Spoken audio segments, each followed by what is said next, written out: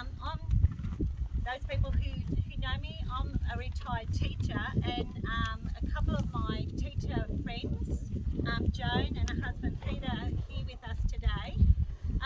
We used to, when I was still working, I worked at Mittagong School, and every Wednesday afternoon we'd have a staff meeting, and Pete would come down on the train, and then we'd walk down to the RSL club and have dinner together.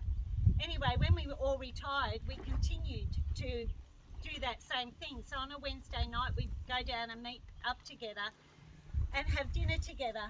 And one of our friends, Ken McEwen, after Pete passed away, he's a poet and he writes the most beautiful poetry.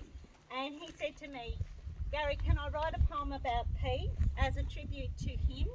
Because he had so much respect and admiration for Pete. So I'd like to read that poem to you now. It's called A Life Well Lived and a Man Much Loved. The early years, the boy becomes a man. In far west New South Wales, quite a long way from the sea, is a place where rivers meet with an ancient history, where natives first built fish traps 40,000 years ago, bringing many clans together where the Barwon waters flow. Warrana was the name where the gooseberries abound. For those of the Nenga tribe, it was their sacred ground. The name became Brewarrina in 1863, quite a mouthful for the locals who prefer to call it Bree.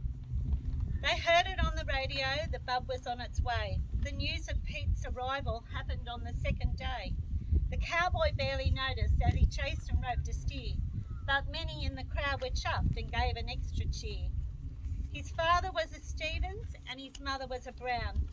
Both families were liked and well regarded in the town.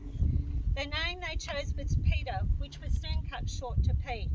A brother for their duty, now the family was complete. Pete grew up safe and happy in the bosom of his clan. His granddad, Ticky Brown, was quite a charismatic man. He played football for Brewarrina the only year they won. Pete felt more Brown than Stevens because he said they had more fun. In outback towns, kids pull their weight to aid the family. Pete helped his aunts and uncles and the other folks in Bree. He was known to many locals as Badge and Birdie's boy. His life was an adventure where he always found the joy. Whether swimming at the rocks or riding flat track on his bike, there was little of the outback life the youngster didn't like. He helped round up the cattle and was handy with the sheep. He seemed to only stop when it was time for him to sleep. Pete took on board his father's words both wise and true. You are better than no one, and no one is better than you. This mantra that he lived by was the reason I suspect that he was non-judgmental and showed everyone respect. The first Aussies called him cuz, perhaps they came to see that Pete saw them as equals and for them had empathy. For living life among them helped Pete to understand when white men came to settle, they lost more than just their land. Aged 12, Pete left for Sydney to enrol in boarding school. Skills practiced in the Barwon saw him dominate the pool. He was the school's zone captain. He was the school's zone champion, and then with modesty gave credit to Tom Turnbull, his old swimming coach from Bree. Sport was Peter's passion, and in most he did excel. In rugby league and boxing, he performed extremely well. As captain of the football team, he worked hard to succeed. He won a boxing title while Fitzpatrick refereed. Those who know boxing know that's royalty indeed. The middle years, service and sacrifice. Pete came home a wool classer. His life had come full turn. In shearing sheds and on footy fields, he relished his return. In 61, they won the comp, the heroes of the town. The last Bree team to do that had Peter's granddad, Ticky Brown. Pete met a girl called Judy and he did what young men do. Popped the question, married her and had a kid or two. Amanda first and Sonia were the apple of his eye. His family now was on the move, first Parks and then Menai. Back in Greater Sydney, Peter joined the fire brigade. He wanted to help people and he quickly made the grade. He was a student in business. He built wealth through property. They bought a farm near Thornley. Pete called it Piccolo Bree. Now, Mikhail Lumatov, no, he's not a Russian spy, took Pete and fam to New Zealand, but left them high and dry. Sailing out from Picton, soon the passengers were reeling, for the ship ran into rocks, and they got that sinking feeling. All is well that ends well, and they wound up safe and sound, with a lifetime full of stories of a ship that ran aground. I wonder if it crossed Pete's mind when things appeared so dire that it could have been more helpful had the ship caught on fire. In time away from work, Pete designed and built a home. He hoped that they would settle down with no more need to roam. But their marriage did not last, and they went their separate ways. They didn't know it then, but fate would bring them darker days. A car crash took Amanda and Jay, their son-in-law. The tragedy brought crippling pain, unbearable and raw. Baby Jackson, badly injured, would need ongoing care. Judy took the carer's role, but Pete was always there. The grief that had afflicted them must have surely been the worst. You're meant to die before your kids. They should not go first. As time went by, Pete realised that life must carry on. His mates went out one evening and Pete chose to tag along.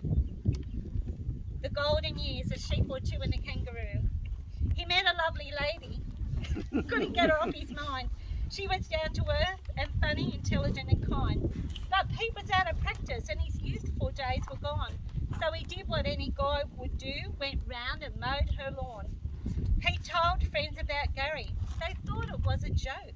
Had Pete been in the closet? Was he taking out a bloke? But Gary was his soulmate, and with her he found true love. Their stars were now aligned in the firmament above. Jackson lived a dozen years but sadly passed away. Gary's care for Pete helped him take it day by day. They loved each other's family just as if it were their own. They knew the love of family was the heart of every home. With other first responders, Pete would visit local schools to teach about road safety and explain the safety rules. Pete was great with children. He could make the learning fun. Amongst the program started was a driver's logbook run. Gary moved to Thirlmere to live life with her man. She made the house a loving home as only a woman can. They lived a simple life. There was not much razzmatazz. She taught her Pete to love again. He took care of his Gaz. They worked the farm together and they travelled near and far, sometimes to Sussex Inlet for a bit of R&R. They drove to visit grandkids and sometimes back to Bree. Life was rich with blessings, just the way it ought to be. They lived a happy life together, trying in their way to balance work with fun and make the most of every day. To keep a dinner date with friends, to Mittagong they came, and when they couldn't make it down, the night was not the same.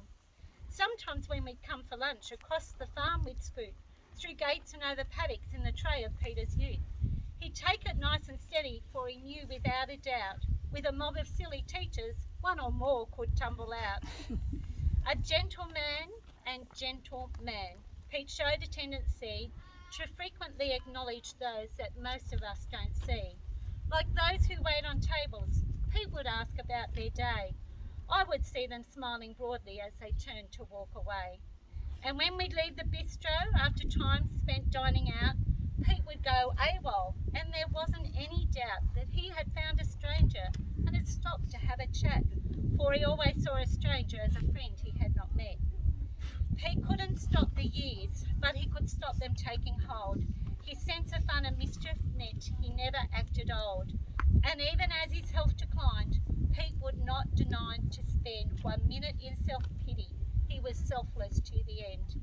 He lived life to its fullest, no stone was left unturned, and he radiated wisdom from life's lessons duly learned. He loved to have a chinwag and to share a yarn or two. He was the quintessential Aussie, the truest of true blue. Pete lived in Bree some 20 years, but 60 years apart. Wherever life would take him, Bree was always in his heart.